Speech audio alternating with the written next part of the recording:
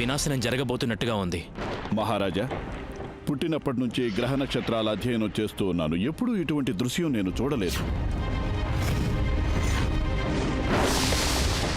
ఆ ఉల్క భూమికేసి దూసుకొస్తుంది ఆచార్య.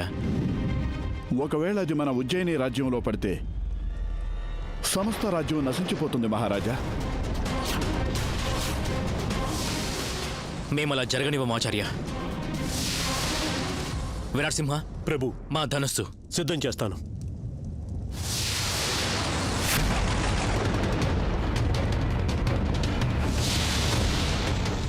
కాపాడండి, ఈ ఉపద్రవం నుంచి కాపాడండి విక్రమాదిత్య. కాపాడండి.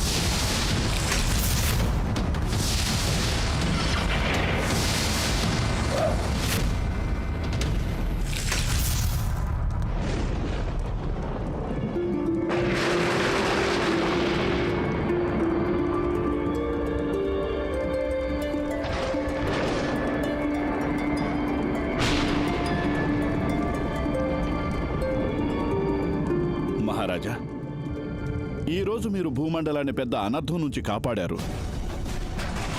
లేదంటే పెద్ద ఉపద్రవం సంభవించేది. ఆచార్య వరామిహిర, సంకటం ఇప్పటికీ తొలగిపోలేదు. సంకటానికి మూల కారణమేంటో మనం తెలుసుకోవాలి.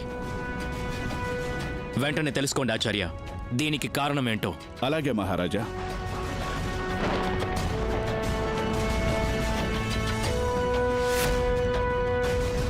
రాజా, ఇది నా మహద్భాగ్యమో లేక నీ దౌర్భాగ్యమో నేను ఏమనుకుంటానో అలాంటి సంఘటనే జరుగుతూ ఉంటాయి. నేను నీకు ఎలాంటి పరీక్షలు పెట్టాలనుకుంటే అలాంటి పరిస్థితులే నీకు ఏర్పడుతూ ఉంటాయి. అంటే నేను విన్నది నిజమే కదా. స్వచ్ఛమైన మనసుతో కార్యాచరణ చేస్తే నీకు సమస్త ప్రకృతి సహకరించి తీరుతుంది. రాజా, ఇప్పుడు నీకు సత్యనిష్ట గురించి పరీక్ష ఆరంభమవుతుంది.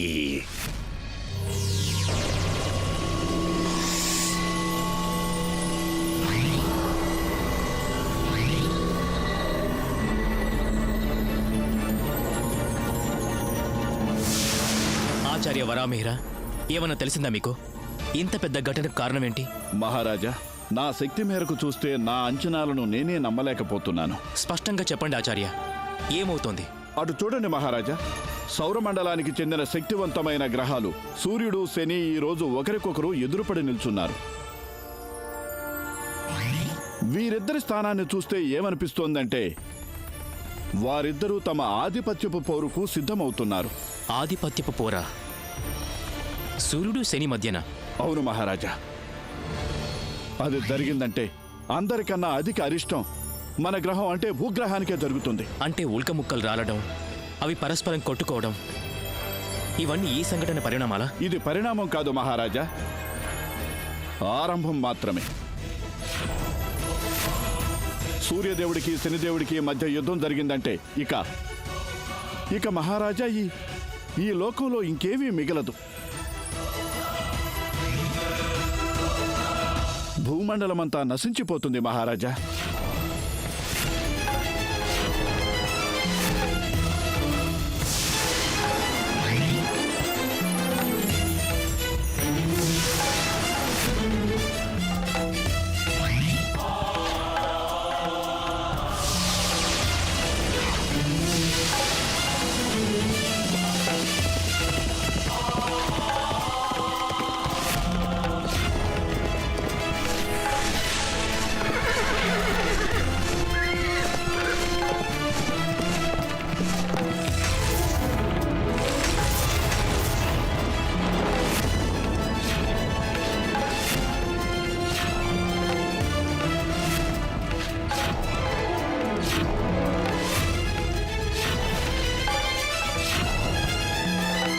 పితృదేవా, ఈ రోజు సమస్త లోకాలకి రుజువైపోతుంది.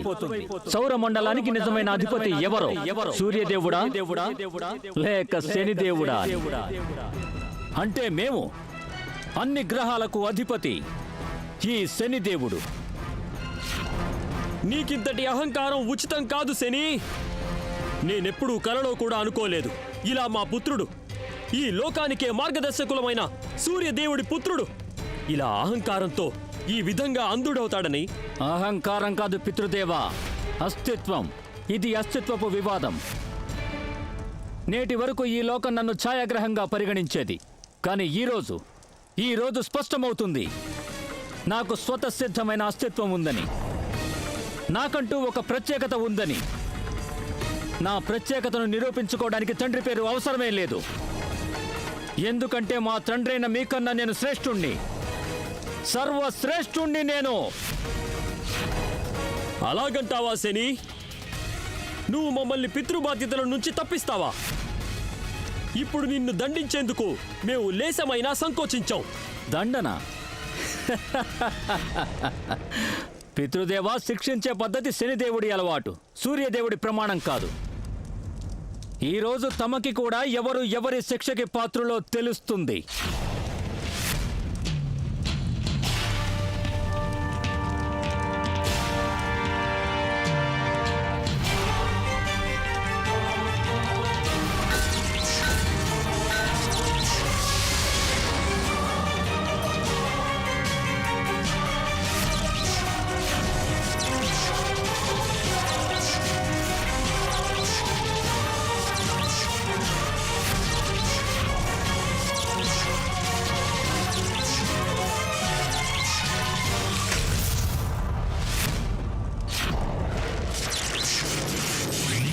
మహారాజా, నేను భయపడినట్టే జరుగుతోంది. సూర్యదేవుడికి శనిదేవుడికి మధ్య యుద్ధం ఆరంభమైంది.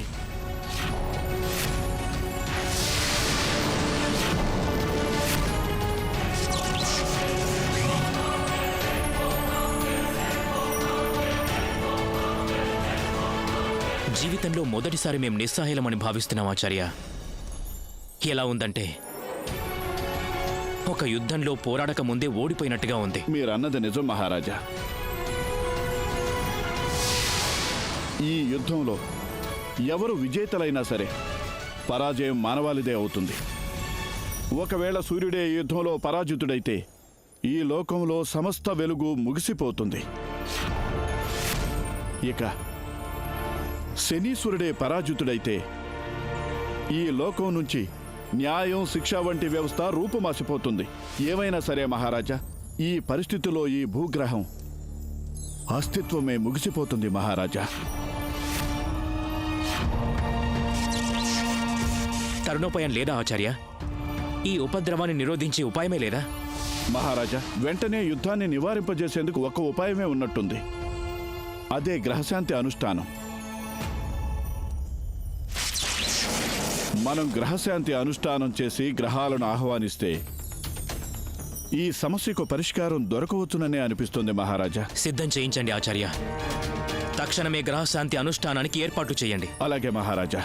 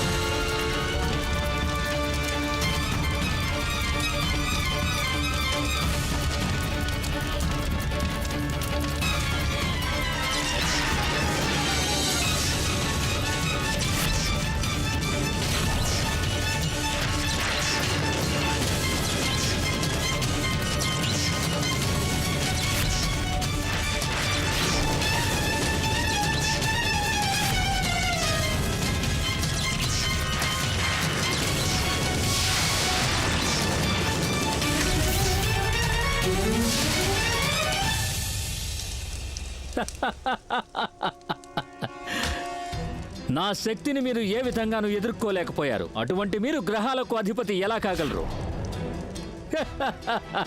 పితృదేవా, త్వరలోనే నేను మీ భ్రమని దూరం చేస్తాను. నువ్వేమైనా చేసుకో శని. మేము ఎప్పటిలాగే ఈ లోకాన్ని ప్రకాశవంతం చేస్తుంటాం. మేము ఎప్పటికీ అసత్యాన్ని స్వీకరించలేం, ఎప్పటికైనా సరే. అయితే తమ ప్రకాశాన్ని అంధకారంగా మార్చుకునేందుకు సిద్ధం కండి పితృదేవా.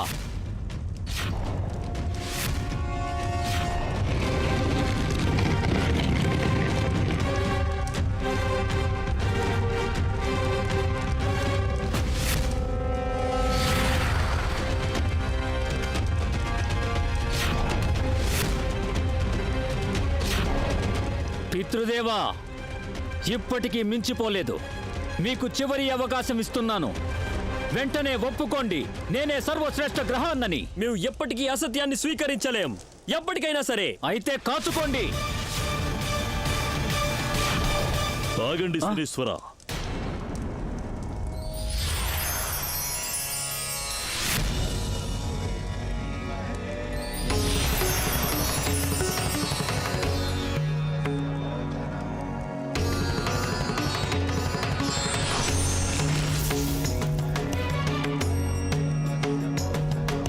ప్రణామాలు బ్రహ్మదేవా. బ్రహ్మదేవులకు ప్రణామం.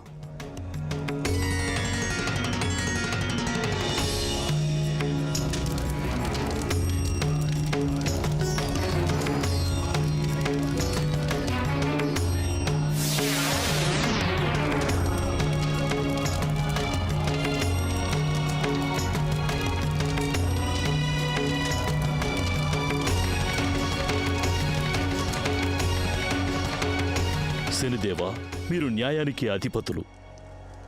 లోకుల కర్మలకు న్యాయం చేయడం మీ కర్తవ్యం. కానీ మీరే ఇంత పెద్ద అనర్థం చేస్తున్నారా? ఇక సూర్యదేవ తమరు ఇంత ధైర్యశాలి, వివేకవంతులు అయినప్పటికీ లోక వినాశనానికి దారితీసే ఈ యుద్ధంలో మీరు ఎలా పాల్గొంటారు? బ్రహ్మదేవా, మా ఇద్దరిలో శ్రేష్ఠులెవరనేది ఖచ్చితంగా రుజువయ్యే వరకు ఈ యుద్ధం సమాప్తం కాదు. దీని వలన లోకంలో ఎంతటి అనర్థం జరిగినా సరే. శనిదేవా, అది నిరూపించుకునేందుకు యుద్ధమే మార్గం కాదు. సరే బ్రహ్మదేవా, మీరీ సృష్టి రచయితలు, తమరే విధి విధాతలు. మీరే నిర్ణయించండి మా ఇరువురిలో ఎవరు శ్రేష్ఠులో. అప్పుడు ఈ యుద్ధం ఇక్కడితో ఆగిపోతుంది. లేదు శనిదేవా, మీ ఇద్దరు యొక్క కర్మల ప్రభావం మా మీద కనిపించదు. అందువలన మీ ఇరువురిలో శ్రేష్ఠులెవరో నిర్ణయించే అధికారం మాకు లేదు. తమరే మాలో శ్రేష్ఠులెవరని నిర్ణయించలేనంటే ఇంకెవరు నిర్ణయిస్తారు?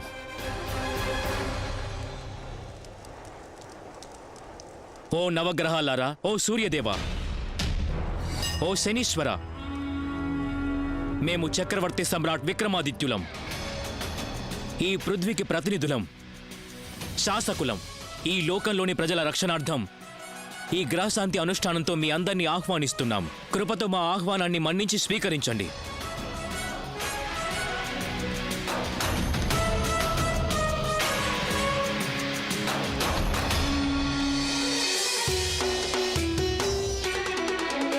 శనిదేవా, సూర్యదేవా, మీ ఇరువురి స్థితి, పరిస్థితి మానవ జీవితాన్ని ప్రభావితం చేస్తాయి. అందుకే రాజా విక్రమాదిత్యుడు గృహశాంతి అనుష్ఠానం చేసి మీ నవగ్రహాలను ఆహ్వానిస్తున్నాడు. మీ నవగ్రహాలు వారి ఆహ్వానాన్ని స్వీకరించాలి.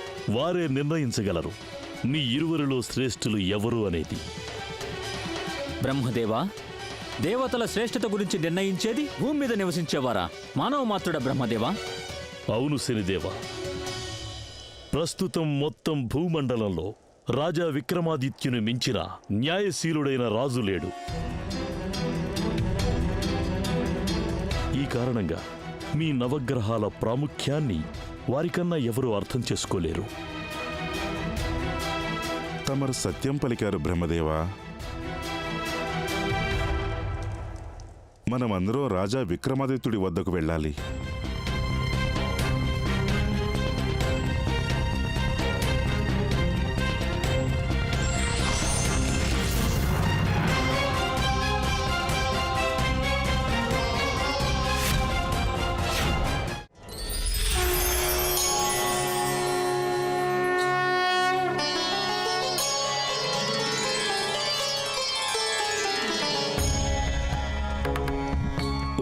మహారాజా, మా నవగ్రహాలు మీ ఆహ్వానాన్ని స్వీకరించాయి. మేము మీ అందరికీ రుణగ్రస్తులం. మా మనవి ఏమిటంటే మా ఈ పృథ్వీపై సుఖశాంతులు నెలకొనాలని మీరంతా మమ్మల్ని ఆశీర్వదించాలి. ఓ రాజా, అదంత సులభతరమైన పని కాదు. ముందుగా సూర్యదేవుడు, శనిదేవుళ్ల మధ్య శ్రేష్టతను గురించి వచ్చిన వివాదం తీరిపోవాలి. వారిద్దరిలో శ్రేష్ఠులెవరో అది నీవు నిర్ణయించి చెప్పగలవా?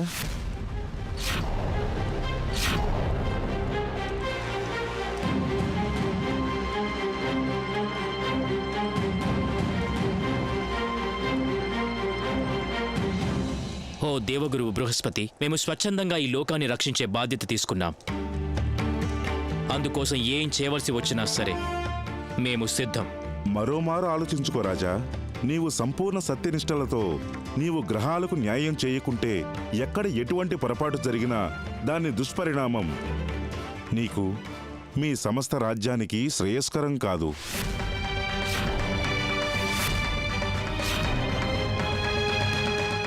ఓ నవగ్రహాలారా, మేం మీకు మనస్ఫూర్తిగా మాటిస్తున్నాం. మేము ఏ నిర్ణయం తీసుకున్నా సంపూర్ణ సత్యనిష్టలతో తీసుకుంటాం. రాజా విక్రమాదిత్య, సూర్యదేవుడికి శనిదేవుడికి మధ్య వచ్చిన ఆధిక్యత వివాదమే నీలోని సత్యనిష్టకు సరి అయిన పరీక్ష. ఇప్పుడు వేచి చూడాలి. ఈ సత్యనిష్ట పరీక్షలో నీవు ఉత్తీర్ణుడు అవుతావో లేక కావో వేచి చూడాలి.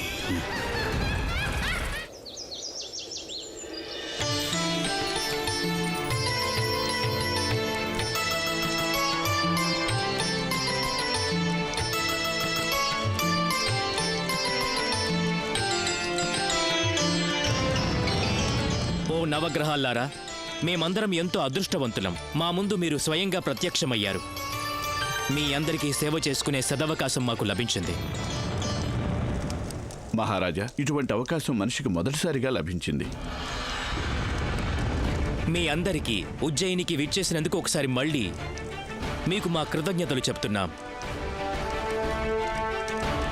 అలాగే మాటిస్తున్నాం, సూర్యదేవుడు శనీశ్వరుడు ఇద్దరిలో గుణాలను బట్టి ఎవరు శ్రేష్ఠులో వారే నవగ్రహాలకు అధిపతి అవుతారు.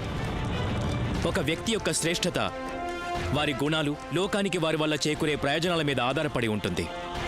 మనం చేయవలసినదేమిటంటే మనం మన అభిప్రాయాలను కాస్త పక్కన పెట్టేసి తటస్థంగా ఉండి సూర్యదేవుడు శనీశ్వర్ల మహిమల్ని, వారి చేతల్ని విని అర్థం చేసుకుందాం. కాళిదాస్ గారు, మహారాజా, తమరు సూర్యుడి భక్తులు. సూర్యుడి గొప్పదనం గురించి మాకు వివరంగా చెప్పండి. రాజా, నువ్వీ రోజు అతి పెద్ద నిర్ణయం తీసుకునే బాధ్యత చేపట్టావు. సత్యనిష్ట గుణం అంటే ఏ పరిస్థితిలోనైనా సరే సత్యం పలకడం, సత్యం కోసమే జీవించడం. ఈ లోకంలో సత్యనిష్ట అనేది అతి పెద్ద పరీక్ష. రాజా హరిశ్చంద్రుడు మినహా ఈ పరీక్షలో మరెవ్వరూ సఫలం కాలేకపోయారు. ఒకవేళ నువ్వు సఫలుడువైతే నువ్వు దేవతల కంటే శ్రేష్ఠుడు అవుతావు. లేదంటే నువ్వు ప్రేతస్థలికి వచ్చిన ఈ బేతాళుణ్ణి పట్టుకోవడం ఎప్పటికీ నీ తరం కాదు.